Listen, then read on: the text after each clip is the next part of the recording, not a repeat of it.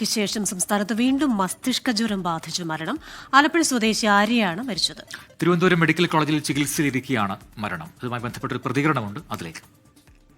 കുട്ടി മത്സ്യത്തൊഴിലാളിയുടെ മകളാണ്. എവിടെ പോയി എന്നുള്ളത് നമ്മളത്ര കാര്യമാക്കുന്നില്ല. പക്ഷേ വണ്ടാനത്ത് കിടന്ന്, പിന്നെ പരുമലയിൽ 7 ദിവസം കിടന്ന്, ഇപ്പം 18 ദിവസമായിട്ട് തിരുവനന്തപുരത്ത് ആണ് കിടക്കുന്നത്. പക്ഷേ അവരുടെ ഒരു ഏക പ്രതീക്ഷയായിരുന്നു. മസ്തിഷ്ക ജ്വരമായിട്ട് ആണ് കുഞ്ഞ് മരിക്കുന്നത്. അവരെ 3 പെൺമക്കളാണ്. അവരെ അത്രയും വളർത്തി വലുതാക്കി പഠിപ്പിച്ച് ഈ നിലയിലെത്തിച്ചൊരു ജോലിയൊക്കെ ആയി വന്നു കഴിഞ്ഞപ്പോഴത്തേക്കും അവരുടെ കുടുംബത്തിൻ്റെ പ്രതീക്ഷയാണ് നഷ്ടപ്പെട്ടത്.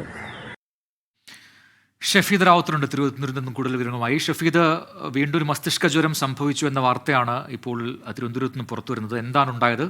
വിവരങ്ങൾ എന്താണ്? അമ്പലപ്പുഴ സ്വദേശിയും 26 വയസ്സുകാരിയുമായ ആര്യ ബാംഗ്ലൂരിൽ നിന്നും ജോലി അവസാനിപ്പിച്ച് 2 മാസം മുൻപാണ് നാട്ടിലെത്തിയത്. വിദേശത്തേക്ക് ജോലിക്ക് പോകാനായിരുന്നു ബാംഗ്ലൂരിലെ നേഴ്സ് ജോലി അവസാനിപ്പിച്ചത്. നാട്ടിലെത്തി രോഗലക്ഷണങ്ങൾ പ്രകടിപ്പിച്ചതോടെ ആദ്യം വണ്ടാനം മെഡിക്കൽ കോളേജിലാണ് ചികിത്സ തേടിയത്. പിന്നാലെ പരുമലയിലെ സ്വകാര്യ ആശുപത്രിയിലും ചികിത്സ തേടി. എന്നാൽ ആരോഗ്യനില മോശമായതോടെ തിരുവനന്തപുരം മെഡിക്കൽ കോളേജിലേക്ക് മാറ്റുകയായിരുന്നു. ഇന്നലെയോടെ ആരോഗ്യനില കൂടുതൽ വഷളാവുകയും ഇന്ന് രാവിലെ മരണം സ്ഥിരീകരിക്കുകയുമായിരുന്നു. പ്രോട്ടോകോൾ പ്രകാരമുള്ള നടപടികൾ പൂർത്തിയാക്കി മൃതദേഹം ബന്ധുക്കൾക്ക് കൈമാറിയിട്ടുണ്ട്. പ്രജിൻ. ശരി, ഷഫീദ് റാവുത്തറാണ് വിശദാംശങ്ങൾ നൽകിയത്.